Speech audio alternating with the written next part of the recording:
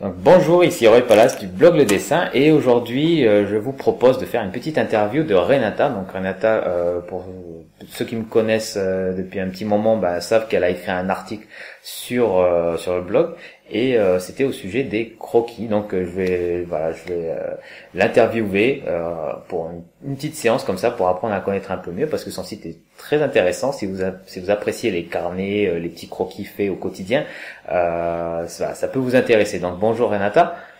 Bonjour Roy. Alors la première question que je vais te demander, comment t'es arrivé à créer un blog comme ça sur le dessin, parce que en fait t'as une manière d'approcher le dessin qui est très ludique et qui est je dirais en fait c'est vraiment du loisir. On sent vraiment le côté loisir qui transparaît dans ta manière de faire et c'est super c'est super agréable en fait. Donc je voulais savoir un petit peu quel était ton parcours et comment t'en es arrivé jusque là. À la base, je suis graphiste. Je suis graphiste à mon compte depuis des années. Et il y a quelques années, il y a 3 ans, on m'a annoncé, pour mes 50 ans, on m'a annoncé que j'avais un cancer. Et alors, j'ai eu opération, chimio, radio et tout ça. Et ça faisait des années que je me disais, je vais dessiner tous les jours. Et toujours, en septembre, je disais, je fais un dessin tous les jours et ça se passait bien. Et là, soudain, j'ai eu une autre façon de penser. C'était un peu un déclic. C'était, qu'est-ce que je ferais s'il me reste qu'une seule semaine à vivre? Bon, voilà, c'est drastique, mais ça fait agir. Et du coup, je rencontré une nièce qui était dans la même situation que moi, la même situation de dessin, que je voulais dessiner, pas le reste. Et elle m'a dit aussi qu'elle voulait dessiner tous les jours. Et je lui ai envoyé un jour un texto et j'ai dit et si on faisait un dessin tous les jours et on se l'envoie par texto? Elle me dit ok. Et alors je lui ai écrit un texto en me disant on commence quand? Je pensais qu'elle va dire après les vacances et là tout ça. Et alors elle dit tout de suite. Donc on a commencé le 30 octobre il y a 2 ans, le vendredi dernier il y a 2 ans. Et après, j'ai convaincu 3 autres personnes de la famille, donc on était 5 femmes, à nous envoyer un dessin tous les jours sur nos téléphones. Et je me suis dit, ça serait plus facile de le voir sur un blog. Donc j'ai créé le blog chaque jour un dessin. Et c'est un peu, aujourd'hui, il existe toujours, c'est mon blog de défis. D'accord. Et 2 mois après, je me suis dit, je devrais plutôt me faire un blog à moi pour exposer mes dessins, mes photos que je fais avec mon téléphone. Et parce que je me disais, c'est une sorte de challenge d'exprimer tout ce qu'on peut voir artistiquement interprétable. Et alors, donc j'ai créé les images de Renata. Et voilà, par exemple, j'allais à Paris pour une expo et je voyais, j'ai fait une série, les pieds des passants, les pas des passants, je faisais des photos des pieds des gens, ou des portes, des choses comme ça, voilà. Et à fur et à mesure, au départ c'était le dessin très détaillé, surtout des portraits, et à fur et à mesure, je dessinais tout le temps depuis 2 ans avec le stylo. Au départ stylo bic, et après stylo en général. Et je me suis rendu compte qu'on évolue là-dessus. On prend énormément de confiance en soi parce qu'on ne peut pas gommer et on développe un style aussi. Et donc voilà, c'est pour dire on peut tous le faire et c'est sympa. Waouh, super, c'est une belle histoire. Hein. T'es parti en fait il y a eu cet événement qui t'est tombé dessus et du coup ça t'a poussé à te remettre un peu en question et de trouver des priorités dans ta vie et du coup le dessin t'as trouvé une belle manière en fait de mettre le dessin en pratique dans la vie et d'inclure en plus des gens dans ce petit challenge que tu t'es donné quoi. Donc ça c'est une super démarche. C'est plutôt une chance, je dis ça parce que parfois, on a besoin d'un peu d'une claque et on arrête de faire des choses. J'avais des carnets pleins en me disant tout ce que je vais faire après la retraite, je veux dire, et on ne le fait jamais. Et ce que j'essaie de communiquer, c'est faites aujourd'hui ce qu'on a envie de faire. Donc, voilà. Ah bah, c'est une belle philosophie. Et donc avec tout ça, on peut dire que tu as le stylo et tout ce qui est finalement indélébile, mais j'ai l'impression que toi, c'est vraiment le stylo Bic, c'est un peu ta technique fétiche favorite. On peut dire ça, mais ouais. ben, ouais. Jetons la gomme à la poubelle. Un nombre de professeurs qui m'ont dit ça, moi. Et du coup, d'accord. Et mais tu as d'autres petits outils que tu testes à l'occasion, peut-être pour varier un peu les techniques, ou tu restes vraiment En fait, sur ça? je peins aussi, j'aime beaucoup l'acrylique. Mhm. Donc, je peins à l'acrylique. Une fois sec, je dessine avec le stylo dessus. Ouais. C'est une double technique. Ou, ce que je fais, cette année, j'ai fait une série comme ça. J'ai exposé ça à Paris, là, au Carrousel du Louvre. Mhm. Je colle des cartes géographiques sur des toiles et je dessine dessus des portraits. Et le but, c'est pas toujours facile, mais adapter des portraits à la région ou à l'endroit de la carte. D'accord. Et là-dessus, en faisant ça, j'ai expérimenté un peu d'autres techniques. J'ai pris des risques qu'avant je prenais pas. Parce qu'ils n'ont rien à faire, de toute façon, Ouais. on avance, quoi. Voilà. Ah, c'est sympa. Au moins, voilà, tu restes pas sur une seule technique, tu diversifies et voilà, de temps en temps, tu changes pour aérer un petit peu ta pratique et te mettre un peu en danger, entre guillemets. Ouais. Prendre un peu de risque, c'est ce qui est bien aussi. Et voilà. Est-ce que tu as rencontré des difficultés particulières lorsque tu as voulu apprendre à dessiner, à peindre dans ton parcours? Non. Non, parce que Non. ouais. Seule difficulté, c'est le temps. C'est passe le trop temps. vite. Voilà. Ah, ça passe trop vite, d'accord. Parce qu'il y en a qui arrivent même pas à le trouver, le temps, hein. Ouais. Non, sinon, non. Ah, ouais, je pense que c'est aussi parce que tu as une approche vraiment, ben, comme je disais, ludique et voilà, d'un dessin récréatif. Du coup, les difficultés, c'en est pas vraiment. Je sais pas si c'est juste pour toi ce que je suis en train de dire, mais comme enfin, c'est la manière, c'est ton état d'esprit fait que finalement les difficultés t'en jouent, quoi. Est-ce que ça pourrait dire ça? Voilà. C'est ne pas avoir peur et y aller, quoi. Mhm. Ah, bah, c'est super ça. Et au niveau de l'art, alors je sais que toi tu lis, tu m'avais conseillé Danny Gregory, bon je l'avais lu dans la foulée, mais voilà, si tu devais me donner une définition de l'art personnel, qu'est-ce que ce serait pour toi? Toute expression créative qui a demandé un peu de réflexion, de la recherche. Voilà. Action créative. Ça, c'est général. Ouais, ça c'est très général. Mais, ma question elle est générale justement, elle est très ouverte justement pour ça. Et du coup, si tu pouvais me dire pourquoi l'art est important dans la vie, pourquoi c'est bien de pratiquer un petit peu tous les jours et de se faire sa petite séance comme ça de croquis avec des vignettes. Hein. Bah, moi je le sais, tu le sais, mais voilà, peut-être que les gens ils se rendent pas compte qu'est-ce que ça apporte de faire des petits dessins comme ça chaque jour. Voilà, de temps en temps, quoi. Donc pour toi, ça t'a apporté quoi?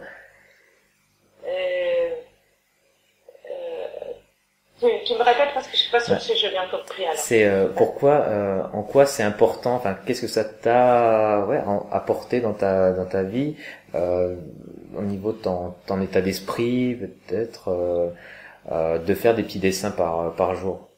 Tu as commencé à parler de confiance en soi, de pas avoir peur et tout, mais est-ce qu'il y a autre chose aussi? Bah, c'est bien-être, peut-être plus cool, et plus on fait, plus c'est mieux, plus c'est beau. Après, Ouais, je parle aussi de l'art au niveau, si on va avoir des expos et l'art en général. Se nourrir. Autour, parce qu'on apprend ce qui se passe et on apprend à connaître les artistes aussi. Et on a beaucoup à apprendre des autres aussi. Donc, ouais, c'est pas seulement dessiner, mais aller aussi dehors. Aller voir un petit peu ce que font les autres et pas être l'artiste cloisonné qui reste dans son atelier et qui fait sa tambouille et qui voit personne. Donc ça c'est important, c'est quelque chose, c'est une valeur que moi j'aime transmettre aussi parce que quand j'étais au collège, je faisais des dessins dans mon coin et les gens venaient vers moi. Tu vois. Ouais. Et du coup, j'ai jamais été vraiment tout seul à dessiner. Pour moi, ça a toujours été un moyen de créer du lien social. Et j'ai l'impression que pour toi c'est un peu la même chose quoi. C'est le dessin est une passerelle, un pont pour autre chose, pas juste un but en lui-même quoi. Donc voilà, c'est ce que j'ai l'impression. Ouais, ouais. Et du C'est vrai coup, qu'au départ, je n'osais pas dessiner en public non plus, avant de dessiner tous les jours. Parce qu'on croit que ça doit être parfait avant que quelqu'un puisse regarder. ouais. Et après, on est fait pour soi, c'est pas pour les autres. Donc, Ouais, si les gens aiment bien, c'est sympathique. Mais l'approche est différente. Ouais, complètement. Ouais. Là, je suis d'accord. Et du coup, combien de temps tu dessines par jour? Je sais que t'as un défi qui est assez ambitieux. Combien de temps tu consacres à dessiner, à faire de l'art par jour? Alors, dessiner seul, environ entre 1 et 2 heures. 1 et 2 heures par jour? Ok. Ouais. Après, l'art, le reste, est-ce que s'occuper de son blog pour exposer son art, c'est de l'art? Est-ce que tout le reste qu'on a, c'est de l'art? Moi, j'essaie d'amincir la frontière, mais c'est pas évident. Hein. Ça reste quand même un domaine qui est pour moi assez différent. Hein. Je veux dire, compresser les images, je vois pas trop ce que ça peut être, comment ça peut être artistique. Ouais. C'est comme le peintre qui expose dans une exposition, c'est tout le temps pour peindre ses tableaux ou décrocher les tableaux. C'est un peu ça le blog. Ça peut être ça, voilà. C'est la mise en place et montrer son art, quoi. Ouais.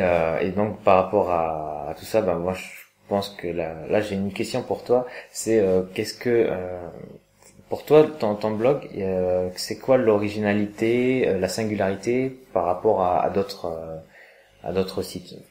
Qu'est-ce qui quelles sont les valeurs en fait que tu transmets dans ton blog à toi qui font que ça ressemble à aucun autre, pas au mien par exemple, tu vois? Difficile de dire. Je dis à mes lecteurs de dessiner ensemble et qu'on peut tous dessiner, que faut se libérer des appréhensions et des peurs. Et tout ça à travers des conseils, des ateliers que je fais tous les vendredis gratuitement, et à travers des artistes autres, connus ou pas connus, ou des expositions, pour que comme ça le lecteur puisse dessiner et en même temps apprendre à l'extérieur ce qui se passe. D'accord. Donc appliquer ce qu'il y a dehors pour le mettre aussi en pratique.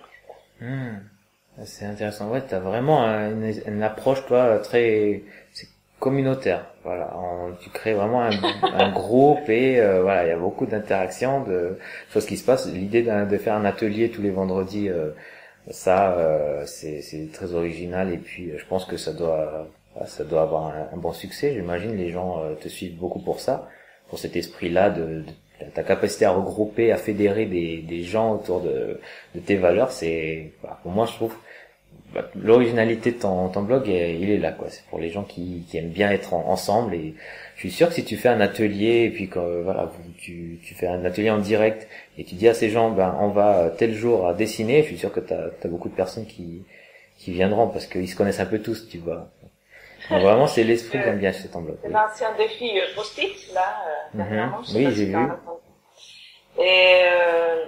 Et donc là c'est fini parce que ça se finissait samedi dernier, le 31.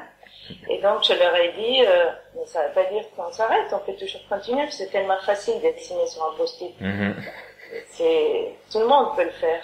Et donc l'idée là, moi je veux le faire, je proposais, on verra, c'est de faire avec des petits tableaux, faire des grands tableaux. Donc on les colle sur un plus grand tableau. Et j'ai un truc là, si tu veux. Oui, montre. C'est juste parce qu'il est à côté là. Ah, on dirait du Warhol. Donc tu peux même le tourner. Voilà. Après l'idée c'est on fait des tableaux. Bon, celui-là est un peu petit, mais bon, on fait. Et en 2016, pourquoi pas nous rencontrer pour de vrai et exposer ensemble. Et de mettre toutes ces œuvres là côte à côte dans une salle et. Exact. C'est super projet ça, ouais. Et c'est bien, j'aime bien l'approche parce que voilà, on part vraiment de choses très petites et qui mises bout à bout chaque jour un jour après l'autre, plus, enfin, voilà, une personne fait ça, un petit peu chaque jour, plus une autre personne fait un peu chaque jour, plus une autre personne fait un peu chaque jour, et on arrive à remplir une salle de post-it avec des dessins super diversifiés. Des dessins collaboratifs, là. Ouais, complètement, ouais. Et non, c'est vraiment une belle idée. Donc, si jamais tu organises quelque chose comme ça, tu me relayes l'information, Bien sûr. je ferai tourner sur mes lecteurs. On vient tous chez toi, là. Peut-être que je participerai un peu, parce que les post-it, moi, j'en ai utilisé aussi. Alors, une autre question. Un artiste que tu adores. Quelqu'un que que tu suis. Un artiste que tu adores. Je peux te donner plusieurs? Oui, allez, plusieurs. Plus qu'un autre. Ouais, vas-y. Je sais pas si c'est très connu. Un que j'aime bien, c'est Craig Hanna. C'est un New-Yorkais. Craig Hanna. Qui peint sur du plexiglas. D'accord. Moi j'aime bien ce qu'il fait. Après il y a un qui s'appelle Woka. C'est V-O-K-A. V-O-K-A, d'accord. Woka. Et autrichien. Et lui, il peint, il a sa galerie en haut de ces montagnes. Il y a même un petit tram qui monte à sa galerie. Et il prend par exemple une petite photo d'Andy Warhol et il fait un énorme tableau avec de l'acrylique qui balance comme ça. Et c'est super parce que avec les proportions et tout, comment il arrive, même ses peintures, ils se font à son nom, c'est super ce qu'il fait. D'accord. Wow. Bah, j'irai voir ça, ça a l'air d'être assez impressionnant, hein. Voka. Ok, V-O-K. Et il y a aussi un Kibilal que j'aime beaucoup. Un Kibilal? Ah, d'accord. Ouais. Un Kibilal. Ça, c'est un peu plus connu, quoique j'ai jamais lu de BD, de lui, mais bon, je connais au moins le rendu que ça a, le type de dessin qu'il a. D'accord. Et bon, est-ce qu'il y a une dernière chose que tu souhaites dire à ceux qui veulent se lancer dans le dessin, enfin des débutants qui ont soit des problèmes, soit qui osent pas, voilà pour se lancer, voilà tout bêtement. Qu'est-ce que tu aurais à leur dire? Qu'on peut tous dessiner, qu'il faut pas avoir peur, qu'il faut prendre un stylo, jeter la gomme à la poubelle, parce qu'on avance plus vite. Voilà. Et regarder le blog de Roy et le mien. Voilà. J'aime bien le dernier conseil. Il est super.